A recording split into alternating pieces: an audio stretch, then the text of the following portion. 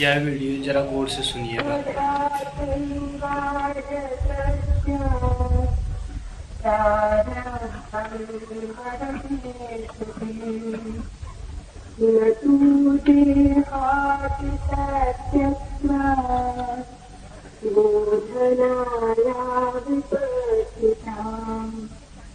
परिपूर्णमनाथन्तं रवीन्द्र अभियज्ञम् सद्घनं चित्घनं नित्यम् आनन्दघननादयम् प्रत्येकरसम्पूर्ण मनन्त सर्वतोमुखम् अहेयमुनुपादेय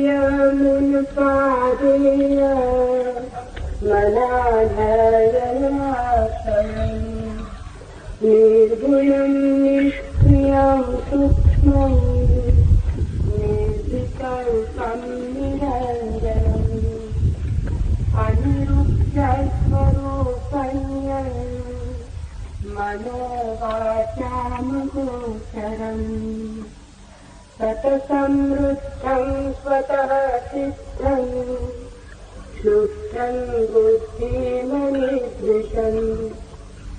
एकमाद्वयं ब्रह्मणेह नानास्ति किञ्चन। देह आदि सत्य है ऐसा ज्ञानी होकर समझाने के लिए श्रुति प्रारब्ध कर्म की बात नहीं कहता, पर अज्ञानियों का समाधान करने के लिए श्रुति प्रारब्ध करने की बात कहता है।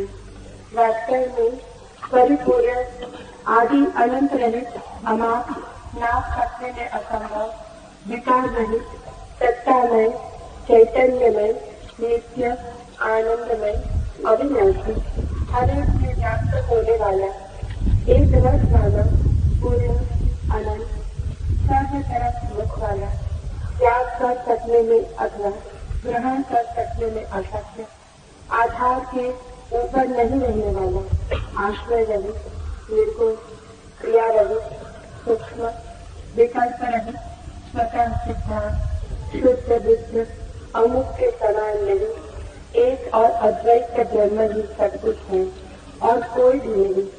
इस प्रकार अपने अनुभव से स्वयं भी अपनी आत्मा को अखंड जानकर बुद्धि दी और निर्विकल्प स्वरूप आत्मा से ही अत्यंत सुखपूर्वक स्थित।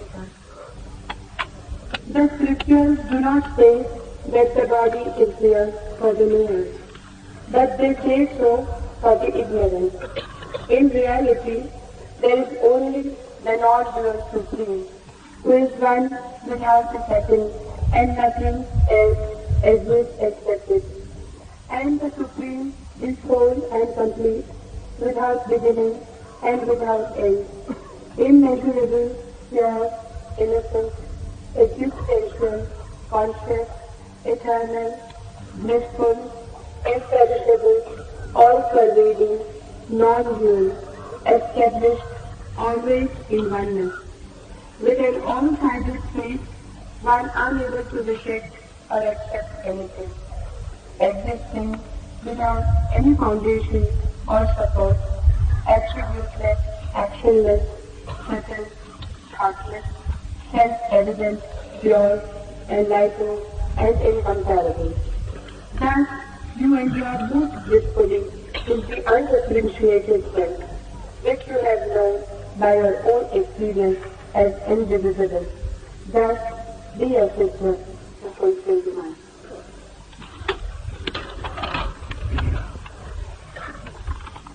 देह आदि सत्य है ऐसा ज्ञानियों को समझाने के लिए श्रुति प्रारब्ध कर्म की बात नहीं कहती, पर अज्ञानियों का समाधान करने के लिए ही श्रुति प्रारब्ध कर्म की बात कहती है।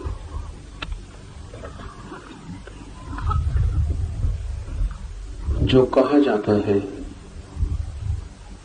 वो उससे ही संबंधित नहीं होता जो कहता है, बल्कि उससे भी संबंधित होता है जिससे कहा जाता है।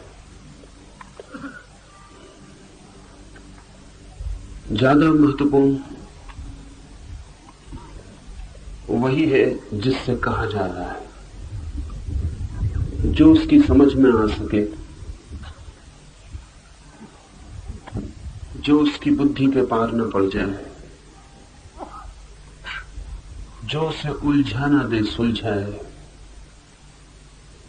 जो उसके लिए मार्ग बने, ऊहापोह नहीं, जो उसके लिए मात्र चिंतन की यात्रा न हो जाए, वरन जीवन को बदलने की व्यवस्था हो। तो ये सूत्र कहता है कि श्रुति अज्ञानियों से और भाषा में बोलती है, ज्ञानियों से और भाषा में। सच तो यह है कि बुद्ध पुरुष प्रत्येक व्यक्ति से दूसरी भाषा में बोलते हैं, और इसीलिए शास्त्र में इतनी असंगतियां हैं, क्योंकि वक्तव्य अलग अलग लोगों के लिए दिए गए। बुद्ध आज कुछ कहते हैं, कल कुछ कहते हैं, परसों कुछ कहते हैं,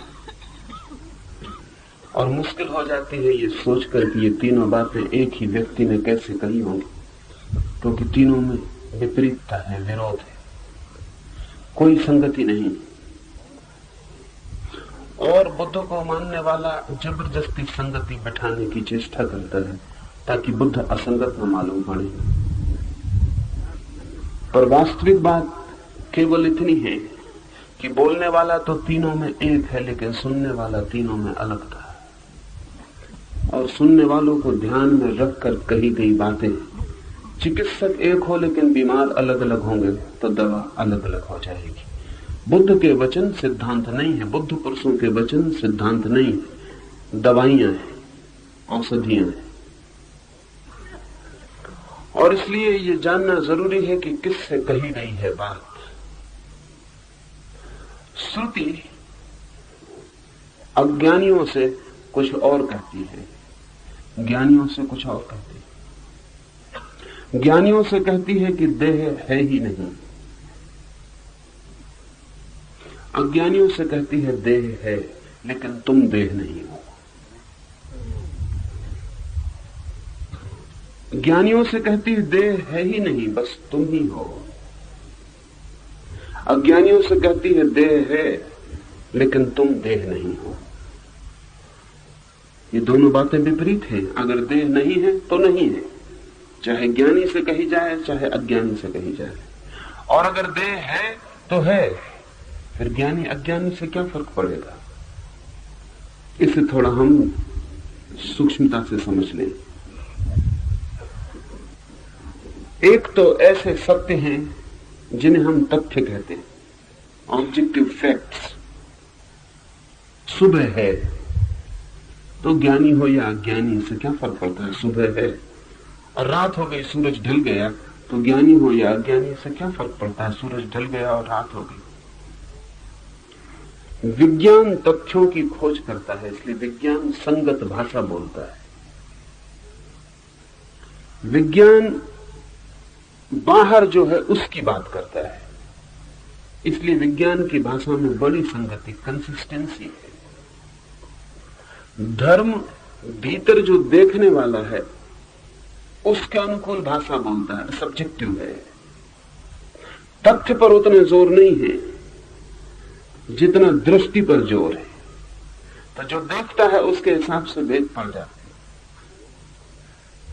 हैं। ज्ञानी जब देखता है तो देह दिखाई ही नहीं पड़ती। अज्ञानी जब देखता है तो आत्मा का कोई पता नहीं चलता। अज्ञानी के देखने का ढंग ऐसा है कि देह ही पकड़ में आती है, और ज्ञानी के देखने का ढंग ऐसा है कि आत्मा ही पकड़ में आती है। ज्ञानी को देह दिखाई पड़नी असंभव है, अज्ञानी को आत्मा दिखाई पड़नी असंभव है। इसलिए तो शंकर जैसे मनीषी कह सके कि जगत मिथ्या है ही नहीं।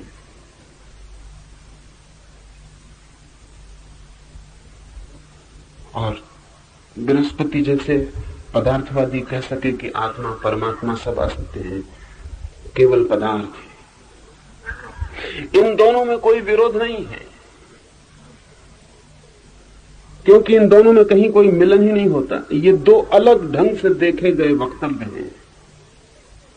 जीवन को देखने की व्यवस्था ही दोनों की अलग है। जहां से शंकर देखते हैं वहां जगत दिखाई नहीं पड़ता, जहां से चार्वाक देखता है वहां से जगत ही दिखाई पड़ता है। ये दृष्टि भेद है। ये वक्तव्य बिल्कुल अलग अलग देखे गए लोगों के वक्तव्य हैं, जिनके देखने का ढंग अलग है। इसे समझें कि अगर सुगंध ही आपकी परख का ढंग हो, अगर नाक ही सिर्फ आपके पास हो और गंध से ही आप पता लगाते हो, बहुत से पशु पक्षी हैं, बहुत से कीड़े मकोड़े हैं जो गंध से ही जीते, गंध के ही आधार चलते हैं। गंध ही उनकी आंख है, गंध ही उनका मार्ग खोजने का ढंग है। ऐसे कीड़े मकोड़ों को जो गंध से ही चलते हैं, संगीत का कोई भी पता नहीं चलेगा, क्योंकि गंध से संगीत को जांचने का कोई उपाय नहीं। संगीत में कोई गंध होती ही नहीं। अच्छा संगीत हो तो सुगंध नहीं होती, और बुरा संगीत हो तो दुर्गंध नहीं होती। गंध का ध्वनि से कोई लेना देना नहीं। तो जिसके पास जांचने की व्यवस्था गंध की हो, वो ध्वनि से अपरिचित रह जाएगा, उसके लिए ध्वनि है ही नहीं। हमारे लिए वही है जगत में जिसको जांचने का हमारे पास उपाय है।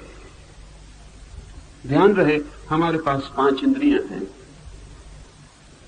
इसलिए हमें 5 महाभूत का पता चलता है। अगर 10 इंद्रियां हो तो 10 महाभूतों का पता चलेगा। आदमी से नीचे पशु हैं जिनके पास 4 इंद्रियां हैं, 3 इंद्रियां हैं, 2 इंद्रियां हैं। तो जितनी उनकी इंद्रियां हैं उतना ही उनका जगत है। जिस पशु के पास कान नहीं है और सब है, उसके लिए ध्वनि का कोई अस्तित्व ही नहीं।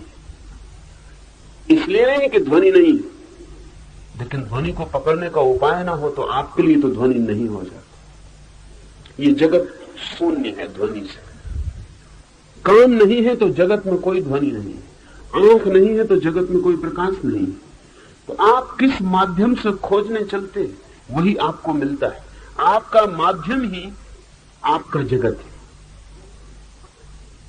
अज्ञानी शरीर के माध्यम से खोजता है, इसलिए अज्ञानी अक्सर पूछता है कहां है ईश्वर, दिखा दो।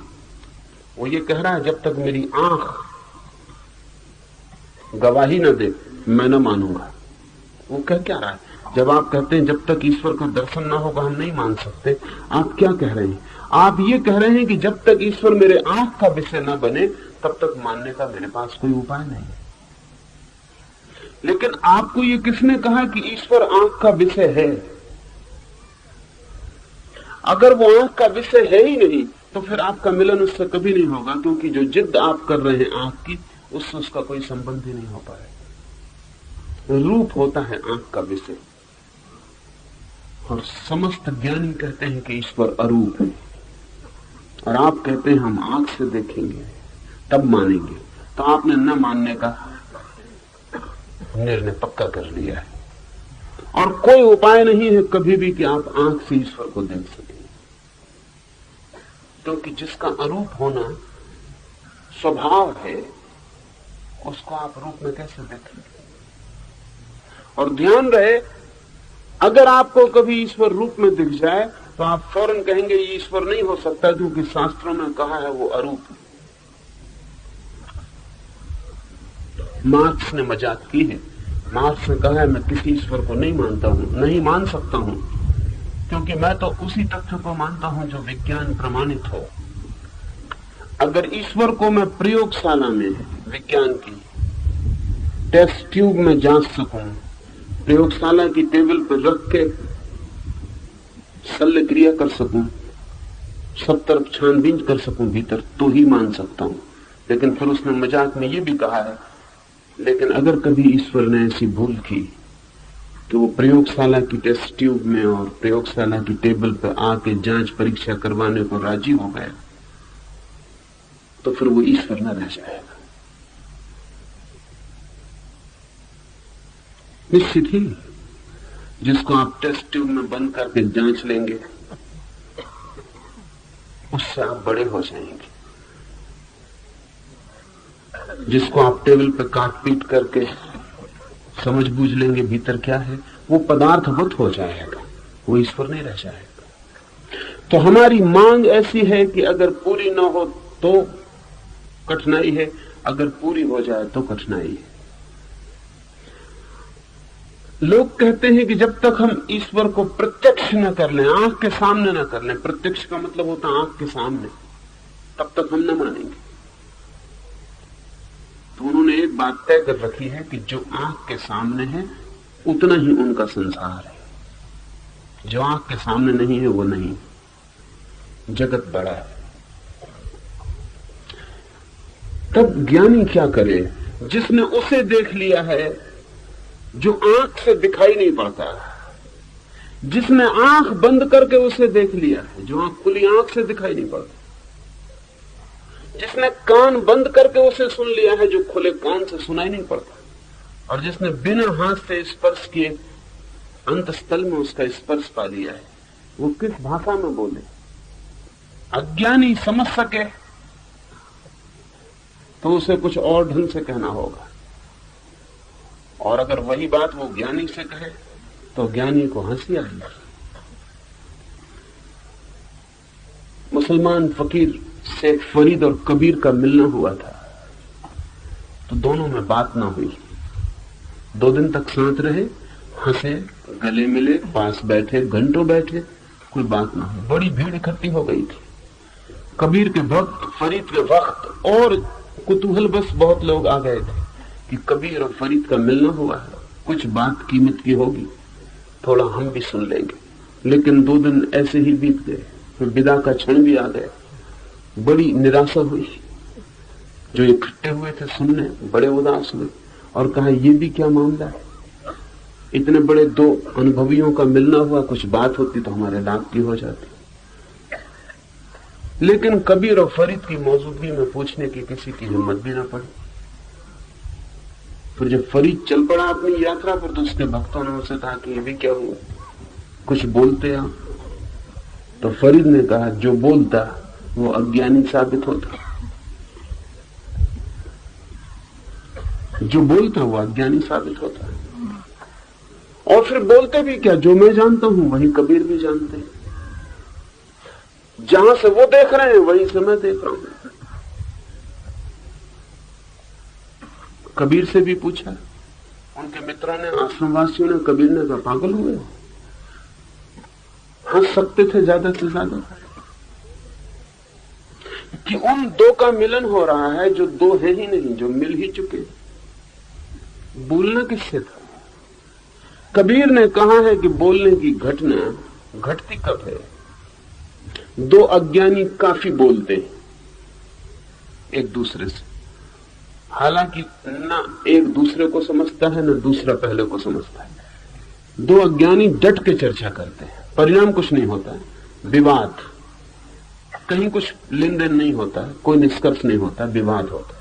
तो 2 अज्ञानियों की चर्चा शब्दों में होती है, हालांकि शब्द कहीं पहुंचते नहीं। 2 ज्ञानी भी मिलते हैं, शब्द का उपयोग असंभव हो जाता है, मौन में मिलना होता है, शब्द नहीं बोले जाते, क्योंकि दोनों के दर्शन एक, दृष्टि एक, अनुभव एक, कहने को क्या है। फिर बोलना कब घटित होता है? जब एक अज्ञानी और एक ज्ञानी मिलता तभी बोलना घटित होता है। जब एक जानता है और एक नहीं जानता तो बोलने का कोई अर्थ है। जब दोनों जानते हैं तो बोलने का कोई भी अर्थ नहीं। और जब दोनों नहीं जानते हैं तो रुक नहीं सकते बोलने से, बोलेंगे बहुत, अर्थ कोई भी नहीं। 3 ही उपाय हैं। तो जब ज्ञानी अज्ञानी से मिलता है तो वो क्या बोलेगा? एक तो उपाय यह है कि जो उसका अनुभव बोले चला जाए बिना फिक्र किए कि किससे बोल रहा है। तब उसकी बातें दीवालों से हो रही हैं, तब कोई उसको सुनेगा नहीं, समझेगा भी नहीं, या गलत समझेगा, जो वो कहेगा उससे विपरीत समझेगा, अनर्थ होगा, अर्थ नहीं होगा। इससे तो चुप रह जाना बेहतर है। या फिर अज्ञानी जो समझ सके वो बोले। अज्ञानी गलत ही समझ सकता है, तो क्या ऐसा कोई उपाय है कि गलत को इस ढंग से बोला जाए कि सही की तरफ अज्ञानी का मुंह हो जाए? बस इतना ही। ध्यान में रखना जरूरी है। देह है नहीं, लेकिन अज्ञानी को देह ही है। तो क्या किया जाए? बीच की कोई मार्ग विधि खोजी जाए कि अज्ञानी को कहा जाए देह भी है, तुम भी हो, लेकिन तुम देह नहीं हो, इसकी तलाश में लगो। अगर अज्ञानी से यह कहा जाए कि देह है ही नहीं, तलाश ही बंद हो जाती। वो कहेगा अब बस चुप रहे, देह नहीं है और मुझे देह के सिवाय कुछ अनुभव नहीं होता, देह ही है। वो कहेगा आत्मा वगैरह कुछ भी नहीं है, और उसके कहने में गलती नहीं है। उसका जो अनुभव है वो कह रहा है, ज्ञानी का जो अनुभव है वो कह रहा है, अज्ञानी का जो अनुभव है वो कह रहा है। आपने अपने को देह के अतिरिक्त कभी भी जाना? कभी ऐसी कोई झलक आपको मिली कि आपको पता लगे कि मैं देह नहीं हूं? आपको ये पक्का भरोसा है कि अगर आपकी गर्दन काट दी जाए तो आप नहीं कटेंगे? आपको इसकी थोड़ी सी भी प्रतीति है कि जब लाश आपकी जलाई जाएगी मरघट में तो आप नहीं जलेंगे? असंभव, क्योंकि जब पैर में कांटा गड़ता है छोटा सा तो आंख में गड़ जाता है, हाथ जल जाता है तो आप जल जाते हैं, तो जब पूरा शरीर जलेगा तो यह आशा रखनी असंभव है कि आप नहीं जलेंगे। जरा सी चोट, जरा सी गाली आप में प्रवेश कर जाती है, तो जब मृत्यु आप में घुसेगी तो आप में प्रवेश नहीं करेगी, ये आप मत सोचना। आपको कोई अनुभव नहीं है कि आप शरीर के अलावा भी कुछ, इतना ही अनुभव है कि शरीर हूं। आप मानते हो भला कि मैं आत्मा हूं और मरूंगा नहीं, वो आपकी मान्यता है, और मान्यता बड़ी धोखे की, और वो मान्यता भी अज्ञान का ही हिस्सा है। सभी आदमी मानना चाहते हैं कि ना मरे, कोई मरना नहीं चाहता। इस थोड़ी बात को ख्याल में ले लें, कोई मरना नहीं चाहता, और जो भी मरना नहीं चाहता उसको पक्का पता है कि मरना पड़ेगा, इसलिए तो मरना नहीं चाहता। ज्ञानी मरना चाहता है, अज्ञानी मरना नहीं चाहता। ज्ञानी मरना चाहता है क्योंकि वो जानता है कि मरने से भी कुछ मरता नहीं। ज्ञानी मृत्यु में प्रवेश करना चाहता है क्योंकि वो जानता है कि मृत्यु में प्रवेश करके अमृत का शुद्धतम अनुभव होगा। जहां विपरीत होता है वहां अनुभव आसान होता है। सफेद रेखा खींच दें काले ब्लैकबोर्ड पर, चमक के दिखाई पड़ती है। बादल घिरे हो काले, बिजली चमकती है, साफ दिखाई पड़ती है। दिन में सफेद बादलों में बिजली चमके दिखाई नहीं पड़ती। ज्ञानी मृत्यु में प्रवेश करना चाहता है, आग्रह पूर्वक, आनंद पूर्वक, अहोभाव पूर्वक, ताकि वो जो अमृत भीतर छिपा है, चारों तरफ मृत्यु के काले बादल गिर जाएं, तो वो अमृत की लकीर, वो शुभ्र रेखा कौंध जाए और अनुभव साफ साफ हो जाए कि मृत्यु सदा मेरे चारों ओर घटती, मुझ में कभी नहीं घटती। अज्ञानी मृत्यु में जाने से डरता है, भयभीत होता है, क्योंकि उसे पक्का पता है कि मृत्यु का मतलब समाप्ति, कुछ बचेगा नहीं। अब ये बड़े मजे की बात है कि इसीलिए अज्ञानी की बिल्कुल मर न जाए, आत्मा अमर है, ऐसा विश्वास करता है। ये विश्वास ज्ञान के कारण नहीं, ये विश्वास भय के कारण। इसलिए जवान आदमी आत्मा वगैरह में उतना विश्वास नहीं करता, जैसे जैसे बूढ़ा होने लगता है ज्यादा विश्वास करता है, क्योंकि मौत करीब आती, भय बड़ा होने लगता है। खाट पे पड़ा हुआ मरा आदमी आमतौर से धार्मिक हो जाता है। जो खाट पे भी अधार्मिक है वो जरा हिम्मत का आदमी, मरते वक्त भी जो अधार्मिक है वो जरा हिम्मत का आदमी। बड़े से बड़ा नास्तिक भी मरते वक्त डमाडोल होने लगता है और सोचता है पता नहीं, और फिर मौत का भय और उस अंधेरे में प्रवेश, उस भय के कारण वो सब सिद्धांतों को पकड़ लेता है। आप भी मानते हैं कि आत्मा अमर है, यद्यपि आप जानते हैं कि मैं शरीर से ज्यादा कुछ भी नहीं। किस आत्मा की बात कर रहे हैं जो अमर है, जिसका आपको कोई अनुभव नहीं, जिसकी किंचित मात्र प्रतीति नहीं हुई, वो अमर है आप कह रहे हैं। आपका भय आपका सिद्धांत बन जाता है। जितने भयभीत लोग होते हैं जल्दी आत्मवादी हो जाते हैं। इसलिए हमारे मुल्क में दिखाई पड़ती है घटना कि पूरा मुल्क आत्मवादी है। और अंधेरे में जाने से डर लगता है, और आत्मा का पक्का भरोसा है। मौत से प्राण कपते हैं, आत्मा का पक्का भरोसा है। आत्मवादियों का मुल्क 1000 साल तक गुलाम रहा।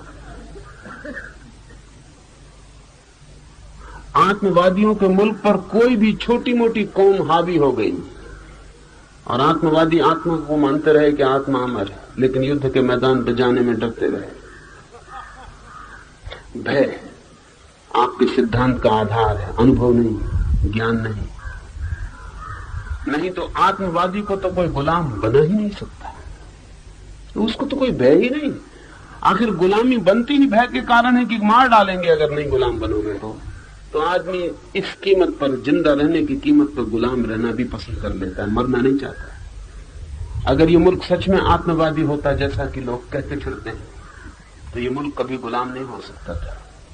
ये पूरा मुल्क कट जाता और कहता कि न शस्त्रों से हमें छेदा जा सकता है, नैनम छेदंत शस्त्राणि, न आग से हमें जलाया जा सकता, तो जलाओ और छेदो। इस मुल्क को गुलाम बनाना असंभव था अगर ये आत्मवादी होता, लेकिन ये आत्मवादी वगैरह नहीं, परिपूर्ण देहवादी है, लेकिन भय के कारण आत्मा को माने चला जाता है। आपकी प्रतीति तो देह की है कि मैं देह हूं, और ज्ञानी की प्रतीति है कि देह है ही नहीं, तो कहां बने मिलन जहां आप एक दूसरे की भाषा समझ सकें। तो श्रुति ने एक उपाय खोजा है, शास्त्र ने एक विधि खोजी है, वो ये कि आपको बिल्कुल इंकार करना उचित नहीं होगा कि देह है ही नहीं। वो इंकार तो आपका दरवाजा बंद कर देगा, फिर तो आपकी समझ मुश्किल हो जाएगी। तो आपके लिए कहते हैं कि देह है, इससे अज्ञानी आश्वस्त हो जाता है कि हम बिल्कुल गलत नहीं, देह है, हमारी मान्यता भी ठीक है। इससे यस मूड पैदा होता है, इससे हां का भाव पैदा होता है। अमेरिकी विचारक डेल कार्नेगी ने यस मूड पर बड़ा काम किया है, हां का भाव। उसका कोई धर्म से लेना देना नहीं, वो तो चीजें कैसे बेची जाएं, सेल्समैनशिप उसका ज्ञाता है, मित्रता कैसे खरीदी जाए उसका ज्ञाता है। उसकी किताब how to win friends and influence people Bible के बाद सबसे ज्यादा बिकने वाली किताब है दुनिया में। कैसे दोस्ती दी जाए और कैसे लोग प्रभावित किए जाएं। सीक्रेट फार्मूला है how to create the yes mood, दूसरे आदमी में हां का भाव कैसे पैदा किया जाए। जब हां का भाव पैदा हो जाता है तो ना करना मुश्किल होने लगता है। तो डेल कार्नेगी कहता है कि अगर किसी को प्रभावित करना हो, किसी को बदलना हो, किसी का विचार रूपांतरित करना हो, तो ऐसी बात मत कहना जिसको वो पहले मौके पर ना कह दे, क्योंकि अगर उसने पहले ही ना कह दी तो उसका ना का भाव मजबूत हो गया। अब दूसरी बात जो हो सकता था पहले कही जाती तो वो हां भी कह देता, अब उस बात पर भी वो ना कहेगा। इसलिए पहले 2-4 ऐसी बात करना उससे जिसमें वो हां कहे, फिर वो बात उठाना जिसमें साधारणता उसने ना कही होती। 4 हां कहने के बाद ना कहने का भाव कमजोर हो जाता। और जिस आदमी की हमने 4 बात में हां भर दी, वृत्ति होती उसकी 5वीं बात में भी हां भर देने की।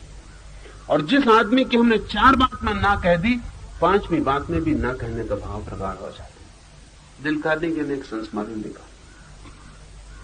एक गांव में वो गया, जिस मित्र के घर ठहरा था वो इंश्योरेंस का एजेंट था, और उस मित्र ने कहा कि तुम बड़ी किताबें लिखते हो, कैसे जीतो मित्रता, कैसे प्रभावित करो। इस गांव में एक बुढ़िया है, अगर तुम उसका इंश्योरेंस करवा दो तो हम समझे, नहीं तो सब बातचीत है। डेल कार्नेगी ने बुढ़िया का पता लगाया, बड़ा मुश्किल काम था, क्योंकि उसके दफ्तर में ही घुसना मुश्किल था। जैसे ही पता चलता कि इंश्योरेंस एजेंट, लोग उसे वहीं से बाहर कर देते। बुढ़िया 80 साल की विधवा थी, करोड़पति थी, बहुत कुछ उसके पास था, लेकिन इंश्योरेंस के बिल्कुल खिलाफ थी। जहां घुसना ही मुश्किल था, उसको प्रभावित करने का मामला अलग था। डेल कार्नेगी ने लिखा है कि सब पता लगा कि 5 बजे सुबह मैं उसके बगीचे की दीवार के बाहर के पास घूमने लगा जाके। बुढ़िया 6 बजे उठती थी, वो अपने बगीचे में आई, मुझे अपनी दीवार के पास फूलों को देखते हुए खड़े होकर उसने पूछा कि फूलों के प्रेमी हो? तो मैंने उससे कहा कि फूलों का प्रेमी हूं, जानकार भी हूं, बहुत गुलाब देखे सारी जमीन पर, लेकिन जो तुम्हारी बगिया में गुलाब, इनका कोई मुकाबला नहीं। बुढ़िया ने कहा भीतर आओ दरवाजे से। बुढ़िया साथ ले गई बगीचे में, एक एक फूल बताने लगी, मुर्गियां बताई, कबूतर बताए, पशु पक्षी पाल रखे थे वो सब बताए, और डेल कालिंग ने यस मूड पैदा कर लिया। रोज सुबह का ये नियम हो गया। दरवाजे पे बुढ़िया उसके स्वागत के लिए तैयार रहती। दूसरे दिन बुढ़िया ने चाय भी पिलाई, नाश्ता भी करवाया। तीसरे दिन बगीचे में घूमते हुए उस बुढ़िया ने पूछा कि तुम काफी होशियार और कुशल और जानकार आदमी मालूम पड़ते, इंश्योरेंस के बाबत तुम्हारा क्या ख्याल है? इंश्योरेंस के लोग मेरे पीछे पड़े रहते हैं, ये योग्य करवाना कि नहीं? तब टेल कार्नेगी ने उससे इंश्योरेंस की बात सुनी थी। लेकिन अभी भी कहानी के मैं इंश्योरेंस का एजेंट हूं, क्योंकि उससे ना का भाव पैदा हो सकता है। जिंदगी भर जिसने इंश्योरेंस के एजेंट को इनकार किया हो, उससे ना का भाव पैदा हो सकता है। लेकिन 7वें दिन इंश्योरेंस डेल कार्नेगी ने कर लिया। जिससे हां का संबंध बन जाए उस पर आस्था बननी शुरू होती। जिस पर आस्था बन जाए, भरोसा बन जाए, उसको ना कहना मुश्किल होता चला जाता है। उंगली पकड़ के ही पूरा का पूरा हाथ पकड़ा जा सकता है। तो श्रुति अज्ञानी से ऐसी भाषा में बोलती है कि उसे हां का भाव पैदा हो जाए, तो ही आगे की यात्रा। अगर सीधे कहा जाए न कोई संसार है, न कोई देह है, न तुम हो, अज्ञानी कहेगा कि बस अब काफी हो गए, इसमें कुछ भी भरोसे योग्य नहीं मालूम होता। इसलिए श्रुति कहती है अज्ञानी से देह आदि सत्य है, तुम्हारा संसार बिल्कुल सत्य है। अज्ञानी की रीढ़ सीधी हो जाती है, वो आश्वस्त होकर बैठ जाता है कि यह आदमी खतरनाक नहीं है। और हम एकदम गलत नहीं है, क्योंकि किसी को भी ये लगना बहुत दुखद होता है कि हम बिल्कुल गलत हैं। थोड़े तो हम भी सही हैं, थोड़ा जो सही है उसी के आधार पर आगे यात्रा हो सकती है। लेकिन आप बिल्कुल गलत हैं। ज्ञानी का अनुभव यह है कि आप बिल्कुल गलत हैं, 100% गलत हैं। मगर ये कहने का मतलब ये होगा कि आगे कोई संबंध नहीं जुड़ सकता। इसलिए ज्ञानी कहता है कि नहीं, आप काफी दूर तक सही है। शरीर है, संसार है, सब है, इसमें कोई आपकी भूल चूक नहीं। भूल जरा सी है, और वो ये है कि आप शरीर को आत्मा समझ बैठे। अज्ञानी में हां का भाव पैदा हो जाता है। वो कहता है कि बहुत दूर तक तो मैं भी सही हूं, थोड़ा सा ही फर्क है मुझ में और ज्ञानी में कि मैं शरीर को आत्मा समझ बैठा हूं। और अज्ञानी भी चाहता है कि शरीर को आत्मा न समझे, क्योंकि शरीर सिवाय दुख के कुछ और देता नहीं। और फिर शरीर मरता भी है, मृत्यु भी आती है, तो वो चाहता भी है खोजना कि उसका पता चल जाए, जो शरीर नहीं है तो अमरत्व का भी पता चल जाए। और फिर ज्ञानी कहता है कि परम आनंद है उस आत्मा को जान लेने में जो शरीर नहीं। तो अज्ञानी का लोभ भी जगता है, वो भी उस परम आनंद को जानने के लिए उत्सुक हो जाता है। तब यात्रा शुरू होती। लेकिन यात्रा ऐसी है कि जैसे जैसे अज्ञानी उसमें बढ़ता है, वैसे वैसे उसे पता चलता है कि जो ज्ञानी ने हां भरा था कि देह है, वो है नहीं।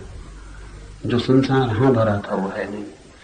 और जैसे जैसे गहरा होता है, वैसे वैसे ज्ञानी उस पर शर्तें जोड़ता है। वो कहता है कि अगर आनंद का लोभ किया तो आनंद कभी मिलेगा नहीं।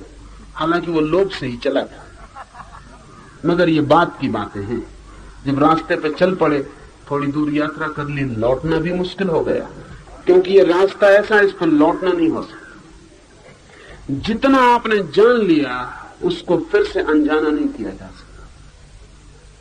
ज्ञान से वापसी असंभव है। तो जहां तक आप आ गए वहां से आगे ही जाया जा सकता है, पीछे नहीं जाए। और बड़े मजे की बात यह कि अज्ञानी जब रास्ते पर चलने लगता है तो जितने कष्ट में वो कभी नहीं था, आगे बढ़ के उतने कष्ट में पड़ जाता, क्योंकि पहले जो कुछ था गलत ही था, लेकिन सब साफ था। जैसे ही आगे बढ़ता है तो पिछला तो सब धुंधला और व्यर्थ हो जाता है, मध्य में अटक जाता है, पीछे लौट नहीं सकता, आगे जाने के सिवाय कोई उपाय नहीं है। इसलिए फिर ज्ञानी जो जो शर्तें देता है वो पूरी करनी पड़ती। कहता लोभ छोड़ दो तो आनंद होगा। हालांकि पहली दफा ज्ञानी ने लोभ ही जगाया था कि परम आनंद। कहां पड़े हो नरक में, कहां पड़े हो दुख में, पास ही है अमृत का झरना, आ जाओ। तो दुख तो छोड़ने की आशा में, सुख पाने की आशा में, आनंद से लगा कि बड़ा सुख होगा वहां, इस आशा में बढ़ता है। ये लोभ ही है। लेकिन थोड़ी ही देर में ज्ञानी कहता लोभ बिल्कुल छोड़ दो, आनंद मांगना मत, नहीं तो मिलेगा कभी नहीं। अब बड़ी मुश्किल हुई, पीछे लौटा नहीं जा सकता। मन होता है कि वो सुख ठीक था, लेकिन अब वहां सुख दिखाई पड़ नहीं सकता, अब वहां दुख साफ दिखाई पड़ने लगा।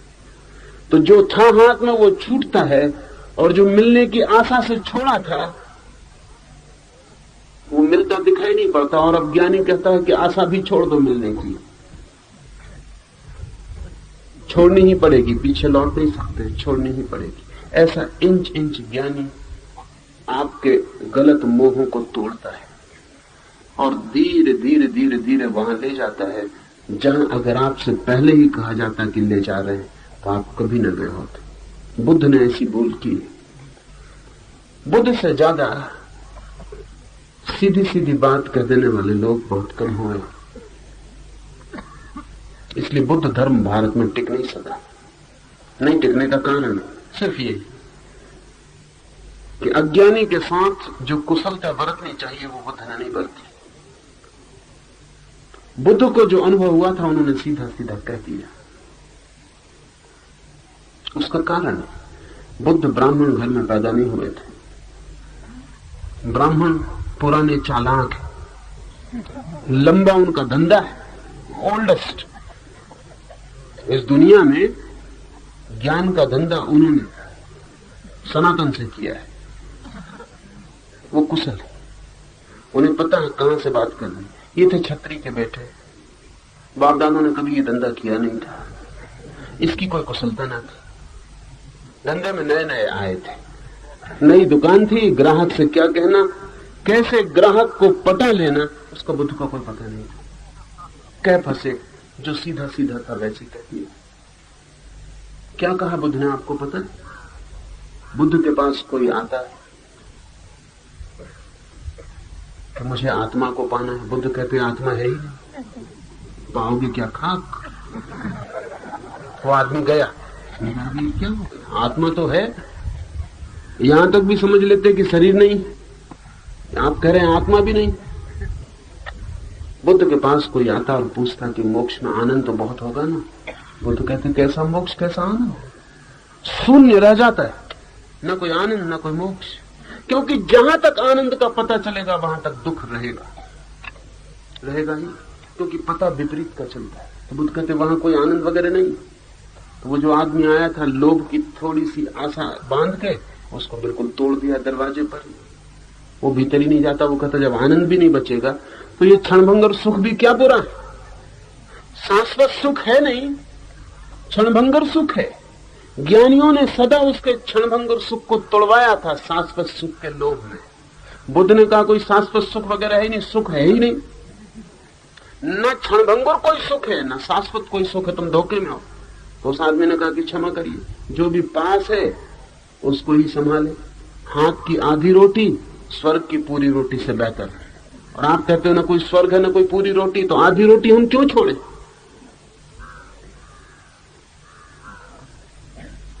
बुद्ध से लोग पूछने जाते हैं कि ईश्वर मिलेगा। बुद्ध कहते हैं कोई ईश्वर नहीं। बुद्ध के पास जब पहली दफा सारीपुत्र गया तो ब्राह्मण का बेटा था, ज्ञानी था, जानकार था।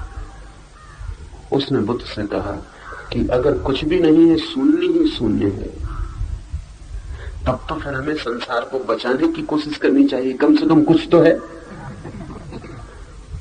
और आप अजीब बात कर रहे हैं, सब छीनना चाहते हैं और देने का कोई भी वायदा नहीं, तो कौन आएगा? तो वो ब्राह्मण का बेटा था, उसने कहा आएगा कौन? सब छुड़वाना चाहते हैं, सब कहते हैं छोड़ दो, और पाने की जब हम पूछते हैं तो आप कहते हैं पाने को कुछ है नहीं। तो छोड़ेगा कोई किस लिए?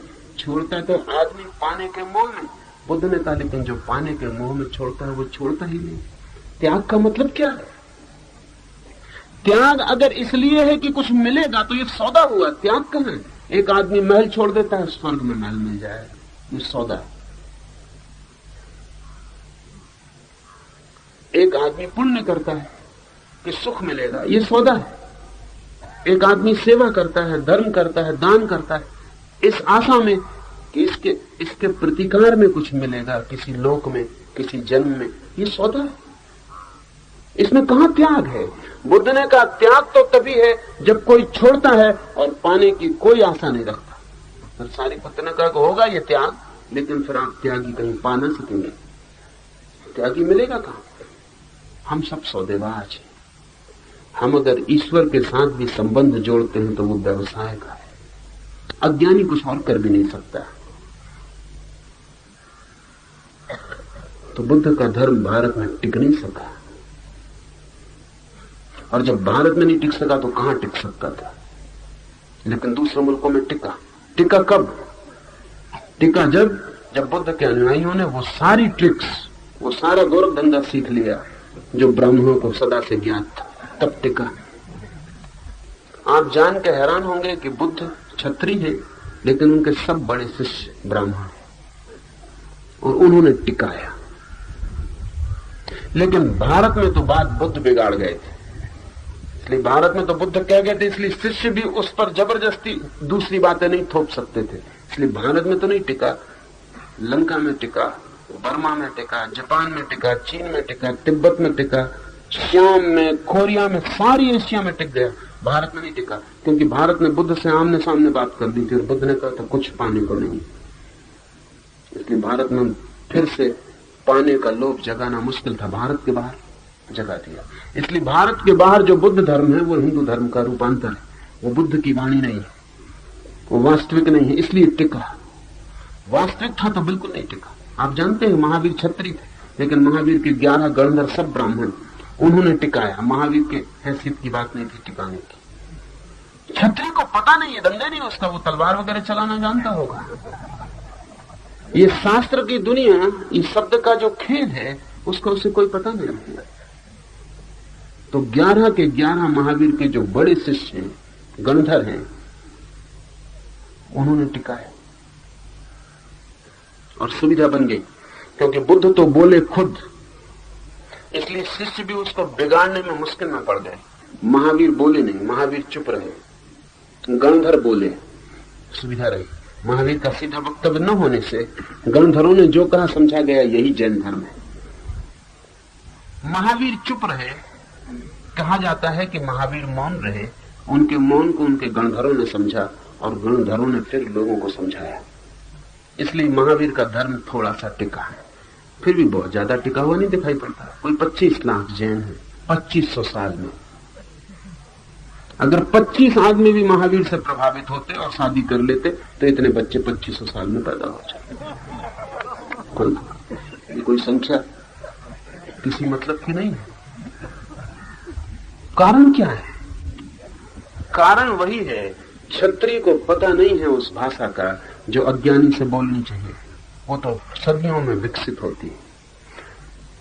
ये श्रुति कहती है देह आदि सत्य है, ऐसा ज्ञानियों को समझाने के लिए श्रुति प्रारब्ध कर्म की बात नहीं कहती।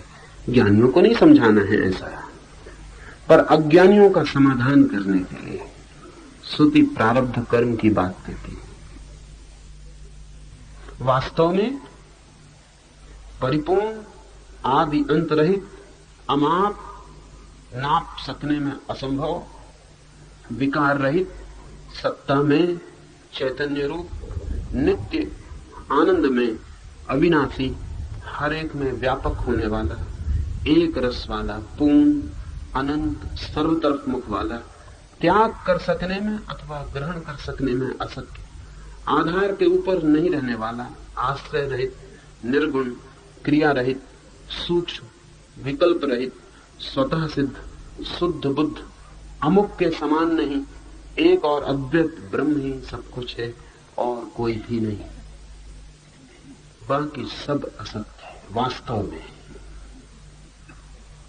जो हमें सत्य दिखाई पड़ता है वो इसलिए सत्य दिखाई पड़ता है कि हमारे पास वो देखने की आंख ही नहीं जो सत्य को देख सके। हमारे पास वो मन है केवल जो असत्य को जन्माता है। हमारे पास स्वप्न पैदा करने वाला मन है, सत्य देखने वाला चक्षु नहीं।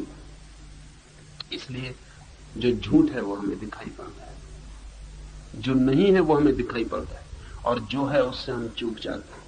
वो कैसे चक्षु पैदा हो, वो ज्ञान चक्षु कैसे जगे, वो शिव नेत्र कैसे खुले जिससे हम देख सकें क्या सत्य है। एक छोटा बच्चा है, खिलौनों में जीता है, खिलौने उसके लिए वास्तविक है, इसलिए उसकी गुड़िया की टांग टूट जाए तो वो वैसे ही रोता है जैसे वस्तुतः किसी की टांग टूट गई। रात उसे नींद नहीं आती, उसकी गुड़िया या गुड्डा उसके पास ना रखा हो तो उसे वैसी बेचैनी होती जैसे आपका वास्तविक प्रेमी आपके पास ना हो। बच्चे के लिए अभी गुड्डा गुड़िया वास्तविक है, बड़ा होकर हंसेगा खुद ही कि मैं किस खेल में उलझा था। बड़ा होकर खुद ही गुड्डे गुड़ियों को भूल जाएगा, वो कचरे के कोने में पड़ जाएंगे, फेंक दिए जाएंगे, रोएगा नहीं। क्या हुआ, क्या गुड्डा गुड़िया वही है, इसको क्या हुआ, इसकी बुद्धि ऊपर उठी, ये ज्यादा देखने में समर्थ हुआ। लेकिन सिर्फ इतने से ही कुछ फर्क नहीं हो जाएगा। गुड्डा गुड्डी की जगह दूसरे गुड्डा गुड्डी आ जाएंगे, ज्यादा जीवित होंगे। एक दिन गुड़िया को छाती से लगा के सो गया था, फिर किसी स्त्री को छाती से लगा के सो जाए। गुड्डे गुड़ियां बदल जाएंगे, लेकिन चित्त, फिर इस चित्त के भी ऊपर उठने का उपाय है। बहुत कम लोग उठ पाते हैं। बचपन से तो सभी लोग जवान हो जाते हैं। क्यों? क्योंकि जवानी के लिए आपको कुछ करना नहीं पड़ता, वो प्राकृतिक विकास है। अगर आपको ही जवान होने के लिए कुछ करना पड़े तो इस दुनिया में 2-4 आदमी जवान मिलेंगे, बाकी सब बच्चे रह जाएंगे। आपको कुछ नहीं करना पड़ता, जवानी मजबूरी, आप बढ़ते चले जाते हैं, आप कुछ कर नहीं सकते, रोक नहीं सकते, इसलिए जवान हो जाते हैं। लेकिन आध्यात्मिक होश नहीं आता है, क्योंकि उसके लिए कुछ आपको करना पड़ता है। कुछ करेंगे तो वो विकास आपके निर्णय पर निर्भर है। प्रकृति उसको थोपती नहीं आपके ऊपर, आपकी स्वतंत्रता पर छोड़ दिया है। इसलिए 2-4 लोग बुद्ध और कृष्ण और क्राइस्ट हो पाते, क्योंकि श्रम, साधना, जिस दिन आप जाग के देखेंगे उस दिन सारा जगत आपको बच्चों का खेल जैसा मालूम पड़ेगा। उतनी प्रौढ़ता के स्तर पर चीजें पीछे की झूठी होती चली जाती हैं। इस सूत्र कहता है वास्तव में तो एक ही है ब्रह्म, और इसके बाबत कुछ बड़ी महत्वपूर्ण सूचनाएं भी हैं। इस एक ब्रह्म के बाबत अनेक तो हमारी परिचित हैं, उनकी मैं चर्चा नहीं करूं। परिपूर्ण, आदि अंत रहित, अमाप, विकार रहित, सत्ता में, चैतन्य में, नित्य आनंद में, अविनाशी, हर एक में व्यापक, एक रस वाला, पूर्ण, अनंत, सर्व तरफ मुख वाला। ये हमारी परिचित शब्द हैं जो ब्रह्म के लिए हमने उपयोग किए। लेकिन इसमें कुछ 2-3 लक्षण बड़े अद्भुत हैं। त्याग कर सकने में अथवा ग्रहण कर सकने में असत्य, ये बड़ी महत्व की बात है। जिसे आप छोड़ ना सके और जिसे आप पकड़ भी ना सके, ऐसा। इसका क्या मतलब हुआ? मेरे पास लोग आते हैं, वो कहते हैं ईश्वर को खोजना है। मैं उनसे पूछता हूं खोया कब, कहां? क्योंकि जिसे खोया हो उसे खोजा जा सकता है, जिसे खोया ही ना हो बड़ी मुश्किल की बात है। वो कहते नहीं खोया कहां कब कुछ पता नहीं। तो मैं उनसे पूछता हूं पहले इसका तो पता करो, खोया भी है कभी? खोया हो अगर पक्का करके आओ तो मैं खोज की तरकीब तुम्हें बता दूं, और तुमने खोया ही ना हो मैं तुम्हें खोज की तरकीब बता दूं तो तुम मुश्किल में पड़ जाओगे,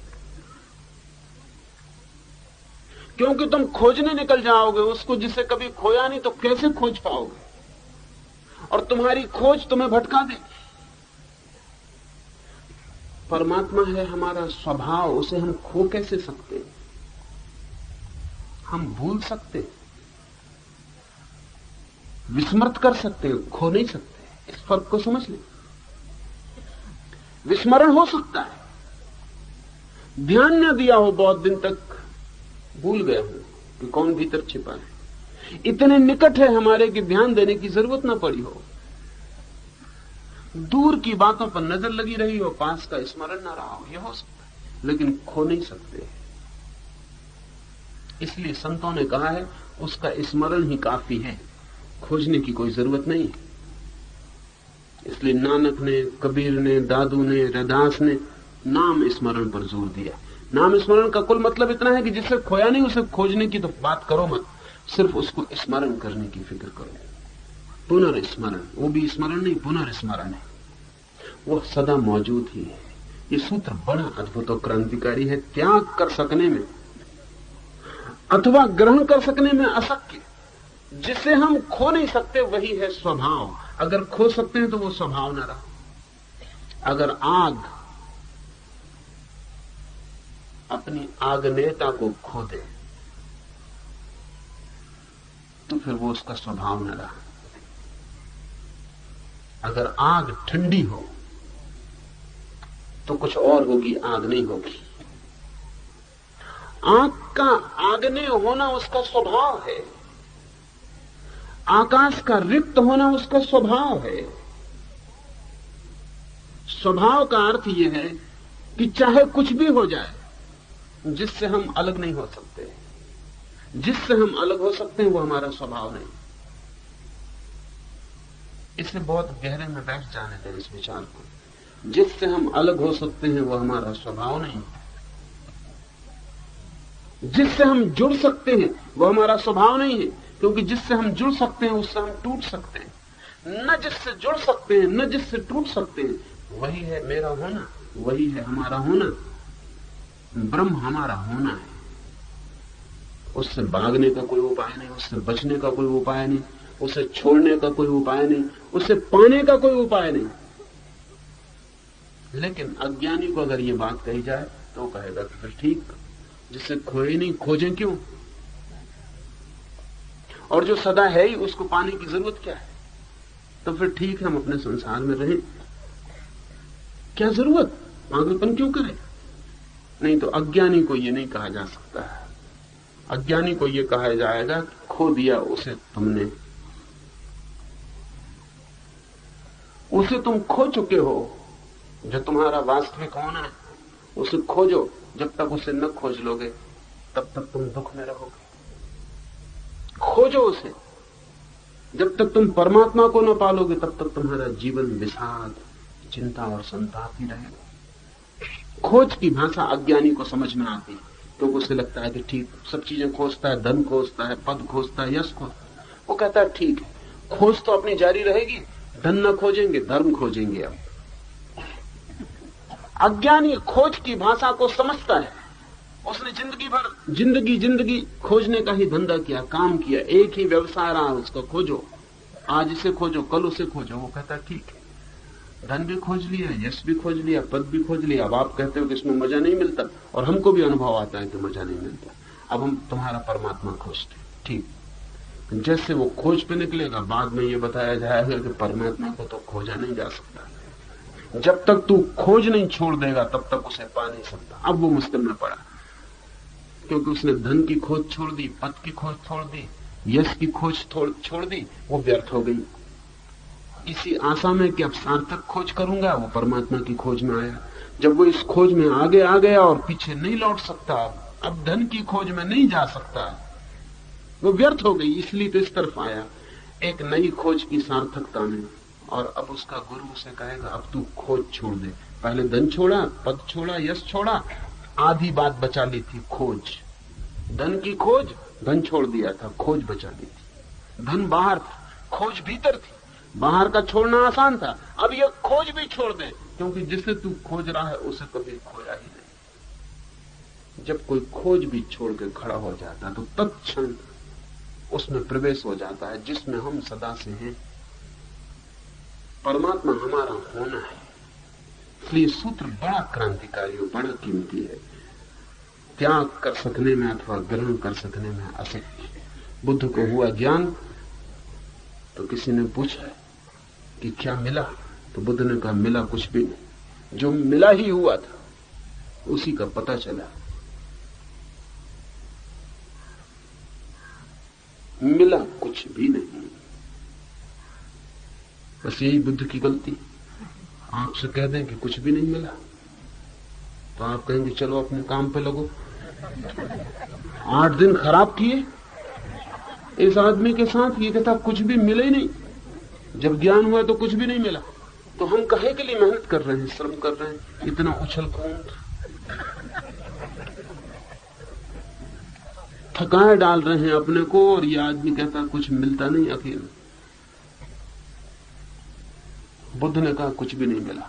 जिसने पूछा था उसने कहा कुछ भी नहीं मिला। तो फिर शिक्षा किसकी दे रहे हैं आप लोगों को? बुद्ध ने कहा इसी की।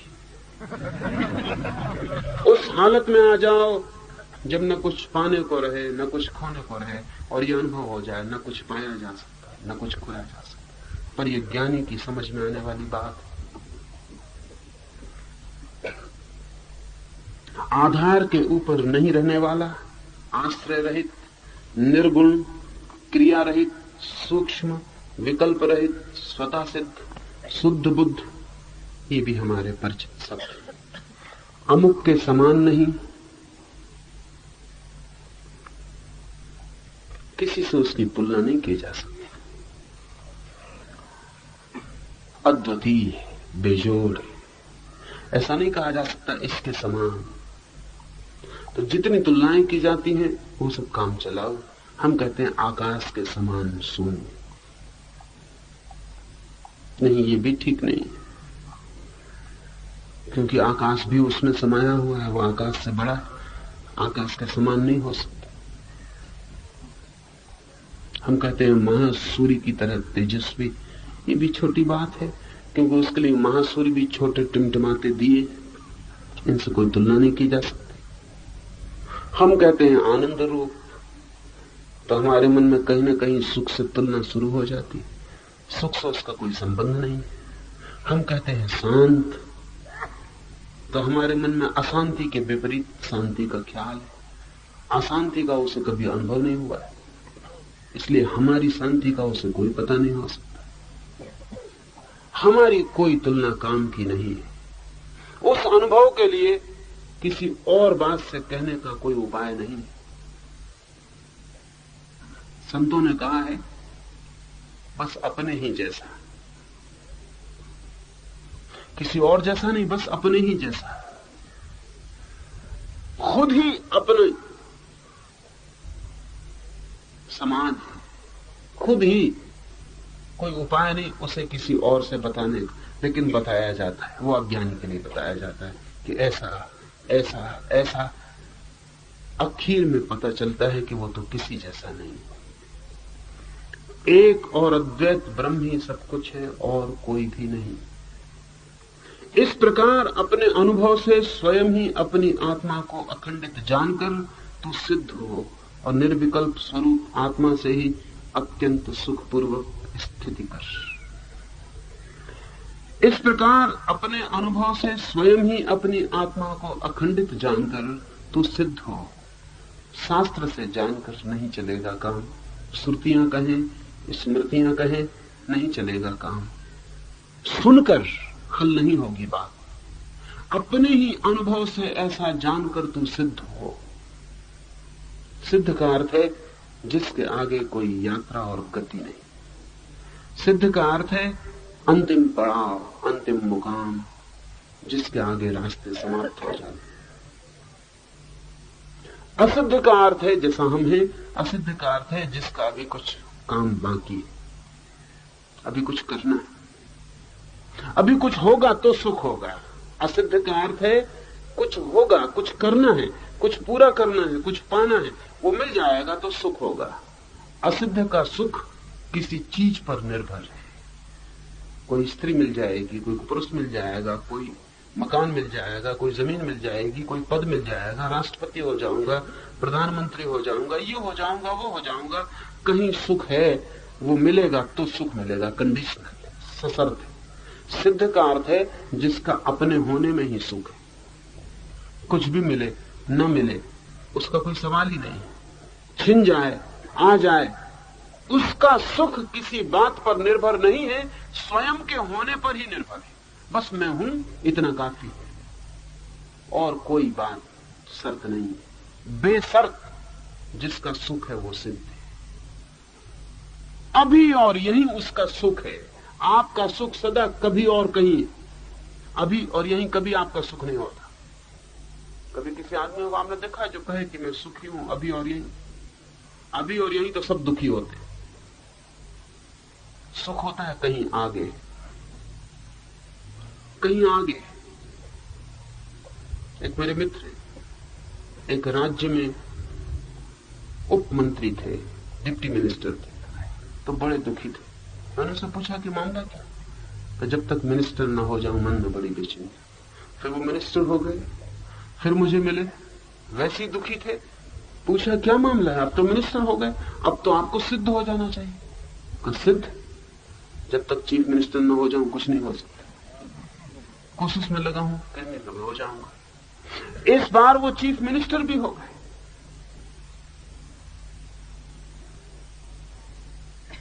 मैंने उन्हें खबर भिजवाई कि अब तो सिद्धावस्था आ गई हो। उन्होंने कहा आप भी क्यों मेरे पीछे पड़े?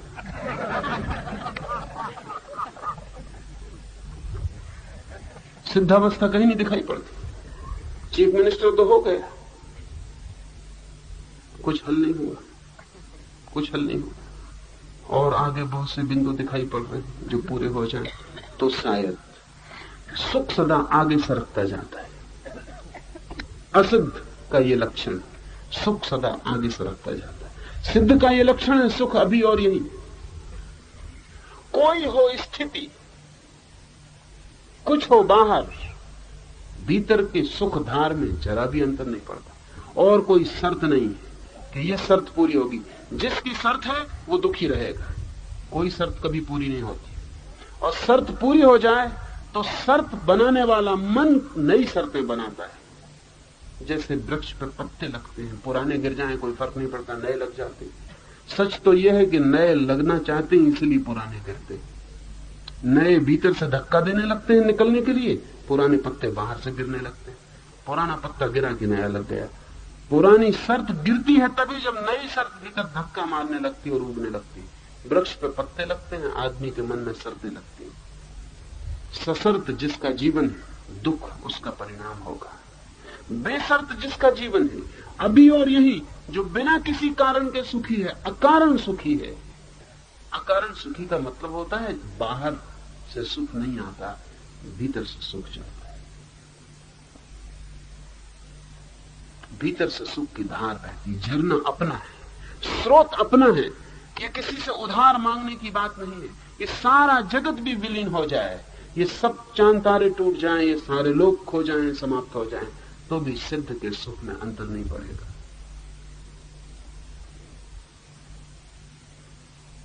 और आपके लिए जैसा आप चाहते हैं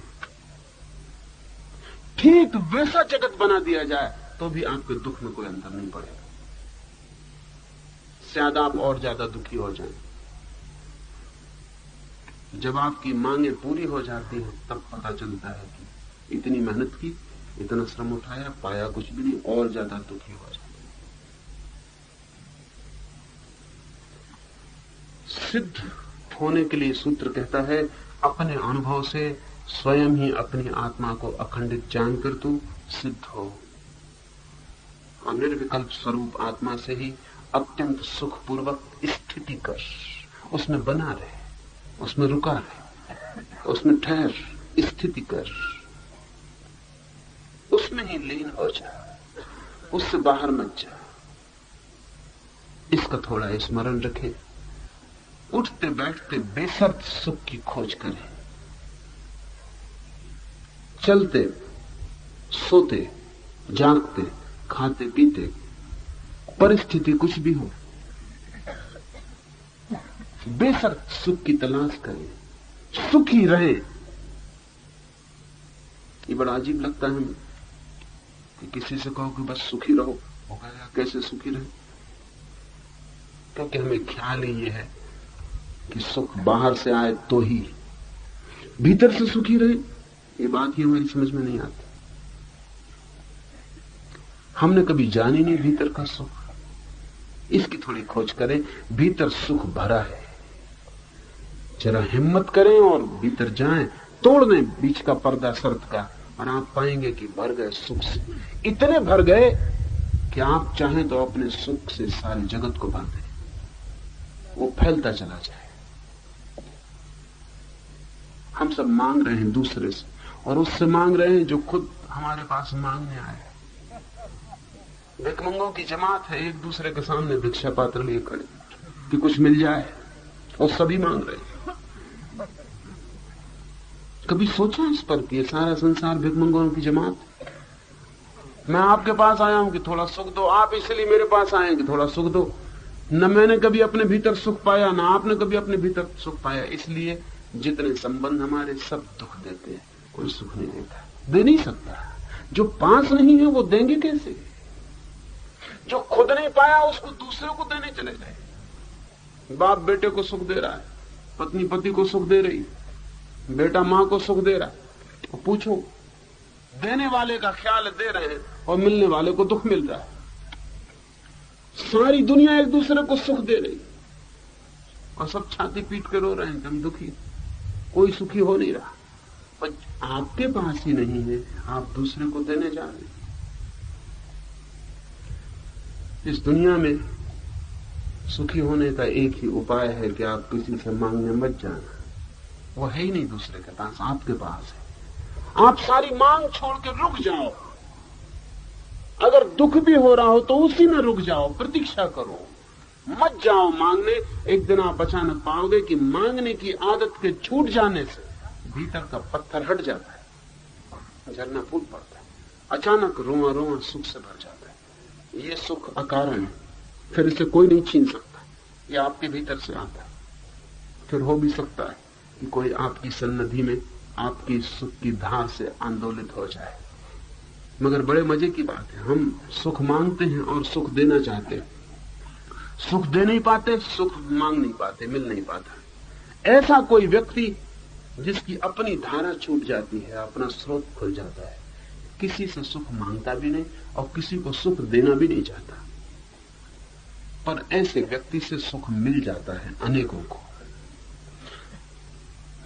देना नहीं चाहता। कोई बुद्ध किसी को सुख देने नहीं चाहते, बस उनकी मौजूदगी, उनके भीतर खिले हुए फूल, उनकी सुगंध, उनके भीतर फूटा हुआ झरना, उसका कलकल नाद, वो कोई भी जो उनकी सन्निधि में होता है, जो खुला होता है, जो अपने हृदय के द्वार बंद किए नहीं बैठा होता, उसको झनक पहुंच जाती है, स्वर उसको भी छू लेते हैं। और बुद्ध जैसे व्यक्ति के पास जो आंख खुला होकर बैठा हो, उसे ये भी दिखाई पड़ जाता है कि इसका सुख कहीं से आता नहीं मालूम पड़ता,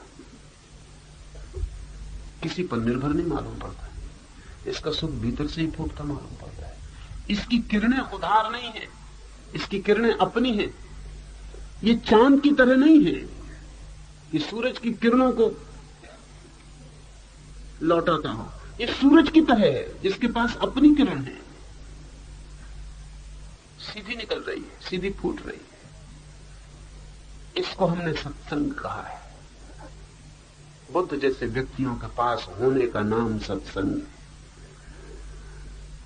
तो शायद हम भी अपनी मूर्खता से डगमगा जाएं, तो शायद हमारा भी पत्थर सरकने की स्थिति में आ जाए। शायद ये देखकर कि कोई अपने आप में भी सुखी हो सकता है, हमारी ये भ्रांति टूट जाए कि दूसरे से सुख मांगते चले जाते हैं और भ्रांति को सजाए रहते हैं कि मिलेगा, कभी नहीं, आज नहीं कल, कल नहीं परसों, मगर मिलेगा दूसरे से, शायद ये भ्रांति टूट जाए। स्वयं को बेशर्त कर ले, मांग को छोड़ दें, ये आशा तोड़ दें कि कहीं और से सुख आएगा, तो एक दिन सुख मिल जाता है। वो अवस्था सिद्ध की अवस्था है जब अपने सुख की धार उपलब्ध होती है।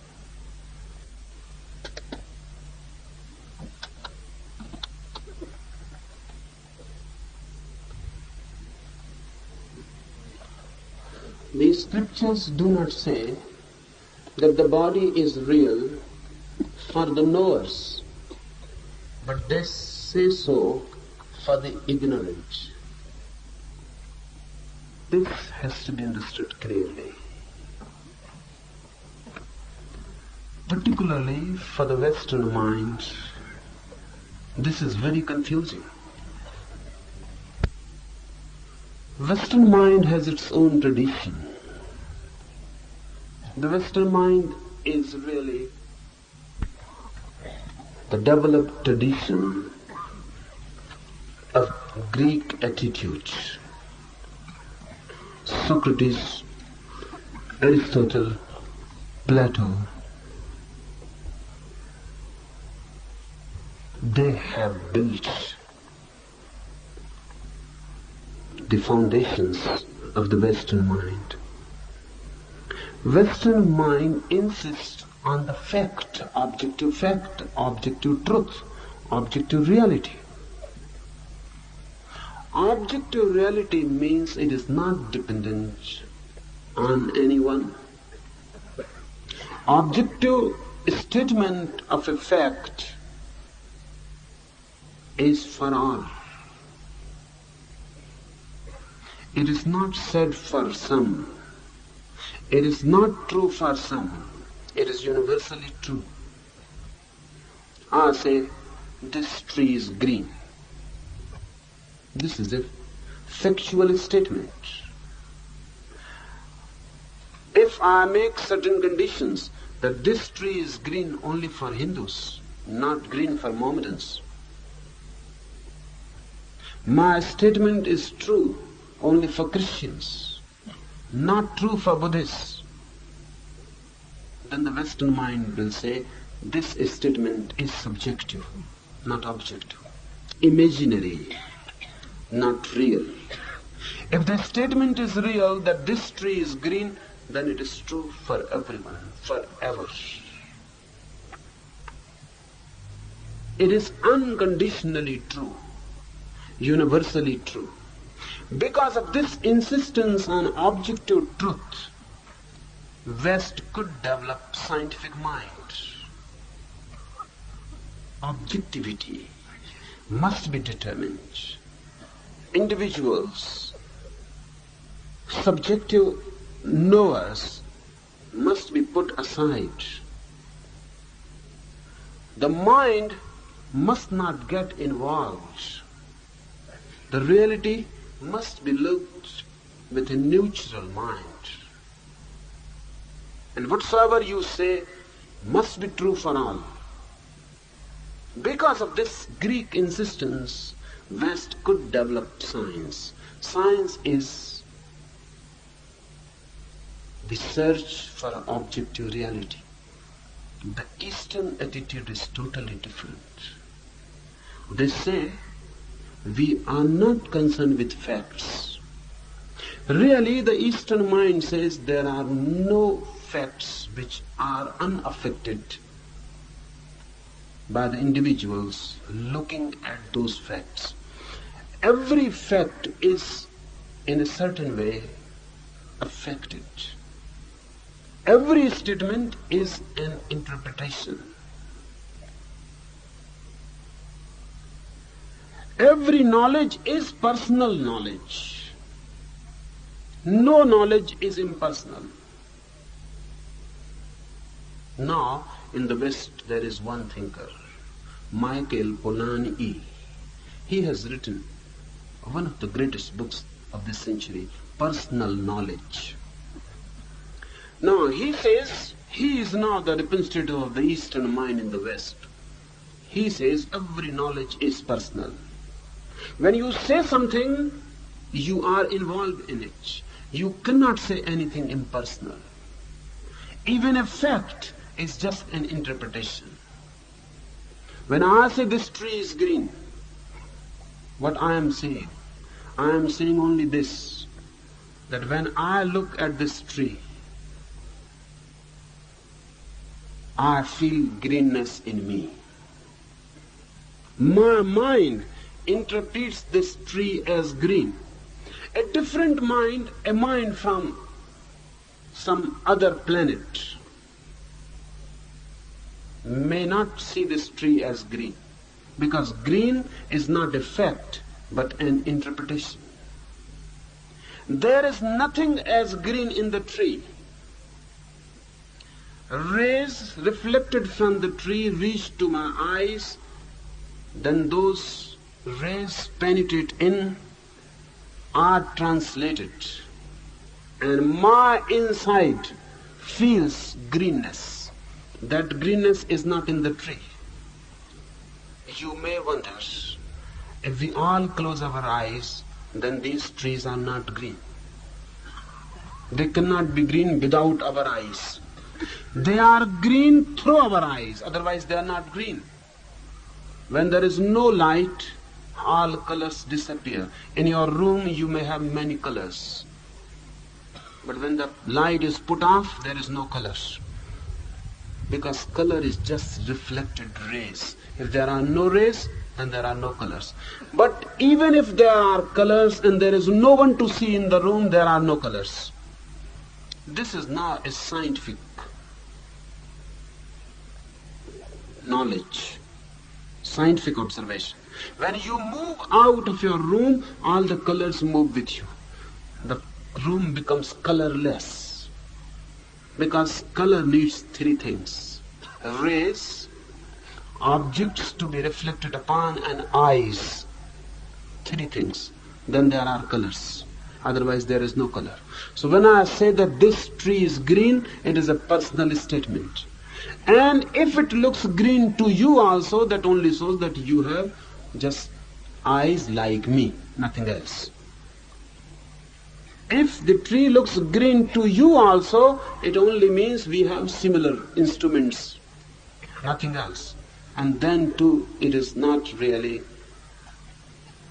When I see the tree as green, my greenness and your greenness may not be the same. They cannot be really, because howsoever similar eyes we have, they differ. So my greenness may have a different shade, and your greenness may have a different shade. And there is no way to compare that my greenness is your greenness. I cannot put my greenness, feeling of greenness out on a table. You cannot put your greenness out on a table so that we can compare whether whatsoever we have been calling green is the same thing. That's impossible. So it is just a compromise. Just a compromise. There are certain persons, many will be here, who are color blind. In 10 persons, 1 person is somehow color blind. Bernard Shaw was a color blind. He couldn't see yellow, different from green. Yellow and green both looked similar to him, and he could never recognize this fact until he was 60. How? 60 years passed and he couldn't recognize. And then on his birthday, someone presented a suit, a green suit to him. But the friend had forgotten to send a tie also. The tie was not there. So Bernard Shaw went to purchase a tie, and he purchased a yellow tie. just to match. Bernard Shaw's secretaries said to him, why you are purchasing a yellow tie? The whole suit is green. So Bernard said, this is green. Who says this is yellow? What do you mean by yellow? Then for the first time he became aware that he cannot see yellow. He has been always seeing yellow and green as green. Both were green for him. Blind spots in the eyes. Whatsoever we know is a personal knowledge. Eastern attitude has always been this, that all knowledge is subjective. Not only that, but all statements are also personal. That means many things. The implication is very deep. It means that a statement made is always made to someone. It is not a pure statement made in the vacuum. So this sutra says that Shruti, the scripture, the words of the knowers, have two planes of expression. One for the ignorant, one for the non-ignorant. One for those who are deep in their ignorance, unaware of their inner center. The scripture speaks to them in a different language. To the knowers, the scripture speaks in a different language. We have two words and two traditions of scripture. One is Veda. Another is Vedant. The word Vedant is very beautiful. This Upanishad belongs to Vedant. Vedant means the end of the Veda. Vedant means beyond Veda. Vedant is the statement for the knower. Veda is the statement for the ignorant. Veda speaks the same truth, but for the ignorant. Vedanta speaks the same truth, but for the knower. But then their statements become quite contrary. For example, for a knower of oneself, one who has realized his own self, there is no body, there is no matter, there is no world. Because then everything becomes just consciousness, manifestations of consciousness. Now, even physics says there is no matter, only energy. Just 50 years before, physics could never think even that there is only energy, no matter. Now there is no matter. Because the more physicists penetrated into matter, the more they came nearer and nearer to energy. Now matter is completely non-existential. For science, now there is no matter. Science has penetrated into the immaterial energy. Now they say it is energy. And if you look and see matter, it is illusion. It is just energy moving in such a great speed that the appearance of solidity is created. Your earth, you are sitting on it.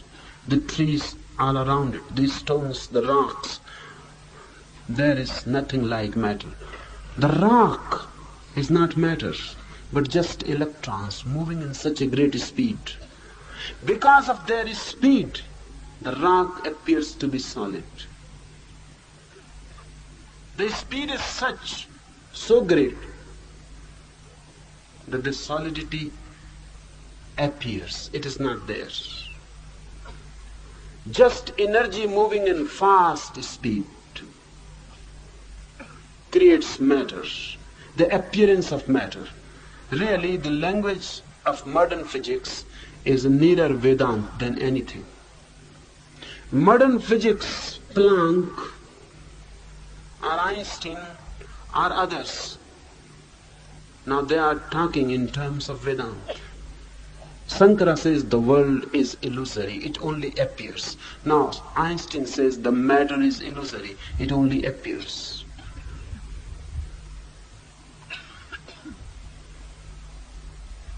It only appears. It is false. It is in our eyes, not in reality there. Vedanta penetrated even more. Vedanta said there is no energy even, only consciousness. These are three layers. Matter, the first appearance of things. Penetrate in, go deep, and you enter a second layer, which is energy. Matter disappears, only energy. Vibrant energy, vibrations, but nothing material, nothing substantial in it. Enter more deep and you reach the third layer. Then energy also disappears, only consciousness. In your body also these are the three layers. First layer, your physical body. Second layer, your mental body, which is energy. And third layer, your self, which is consciousness. Everywhere these are the three layers. But when you enter a deeper layer, the first layer disappears, because then it is nothing but a manifestation.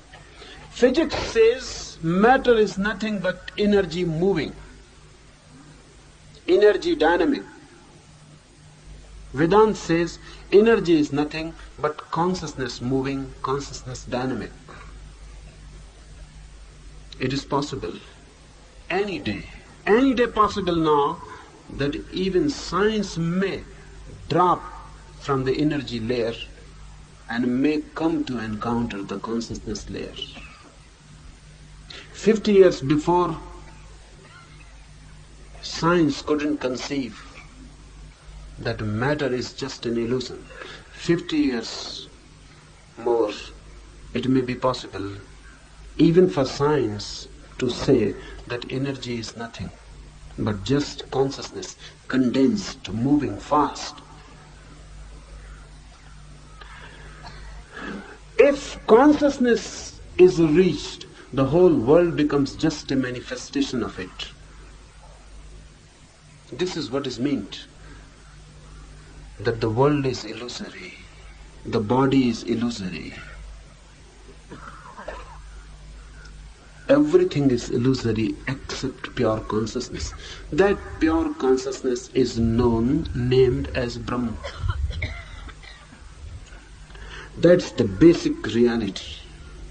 But to the ignorant, this cannot be said directly. The ignorant believes in matter. He lives on the first layer. He doesn't know anything beyond it. And because he is unaware of anything beyond it, the language of the beyond will be meaningless, absurd. So for the ignorant, the scriptures speak in a different language. They say body is true, body is real, the world is true, the world is real, but you are not the body. This is the way how they detach you from the body, how they allow you to move away from the body, how they destroy our identification with the body. And when the identification is destroyed, suddenly you yourself will become aware that there is no body. It exists only in the attachment. It existed only through identification. When your identification is broken, you yourself will come to know there is no body. There is a beautiful story about Rinjha. He used to say, there has been never a Buddha.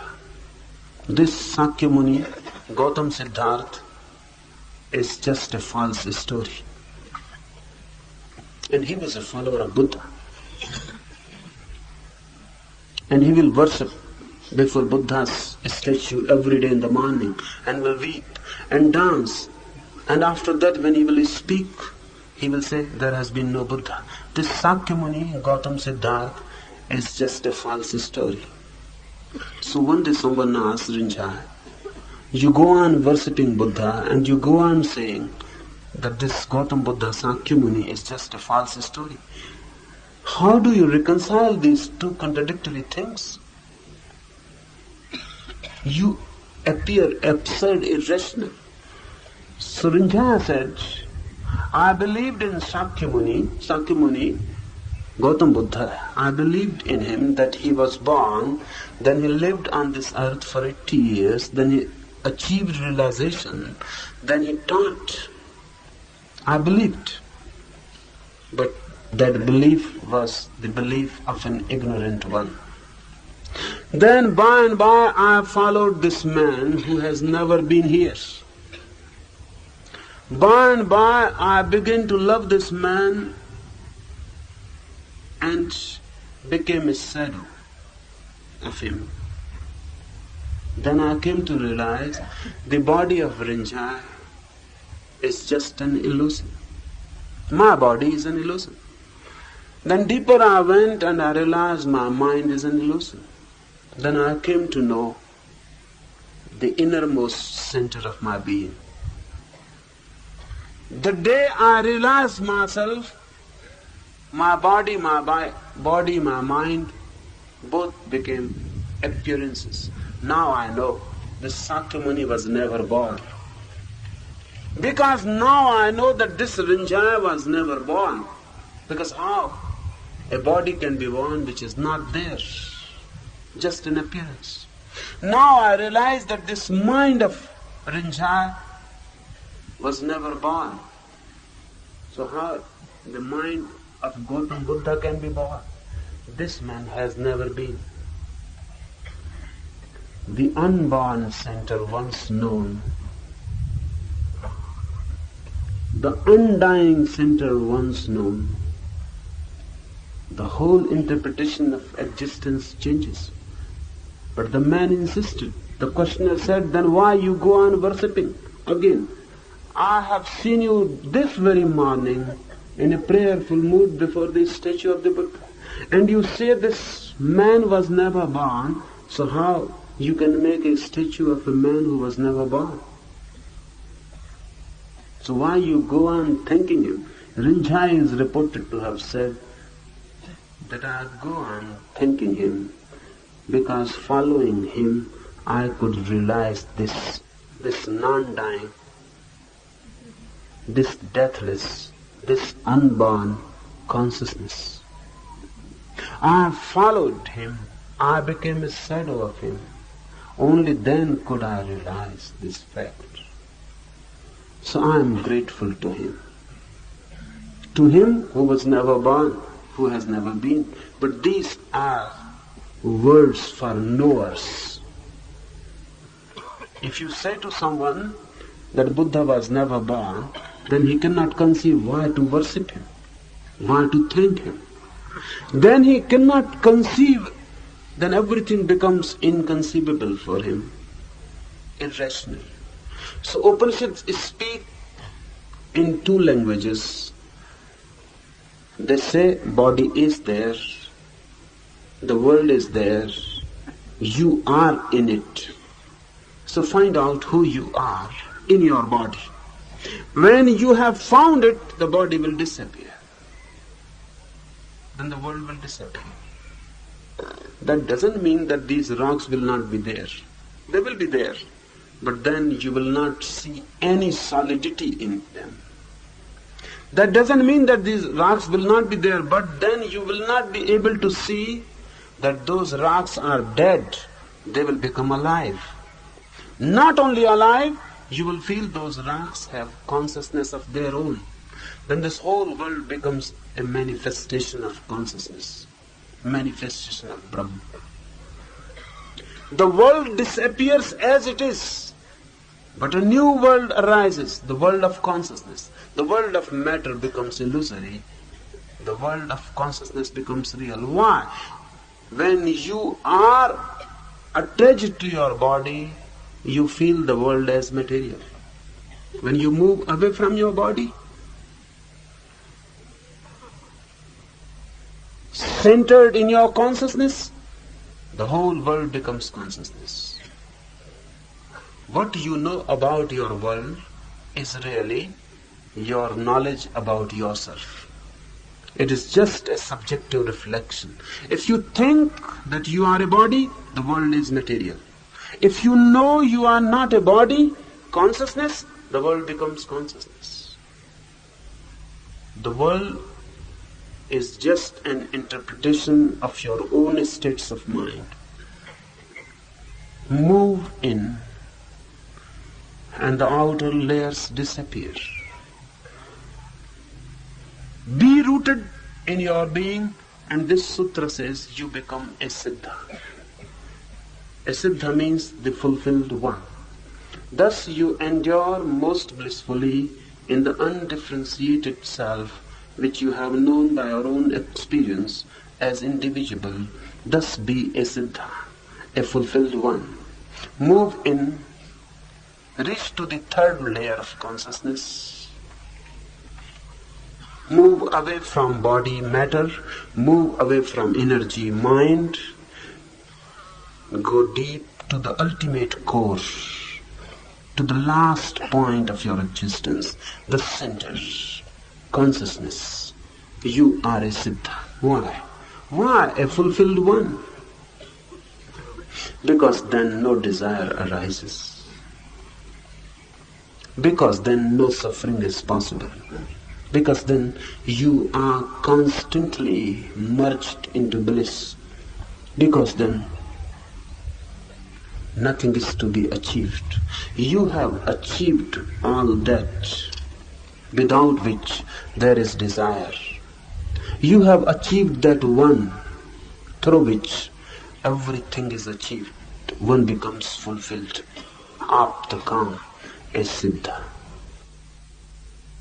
अगर यह video आपको अच्छी लग रही हो तो video को like और चैनल को सब्सक्राइब करें।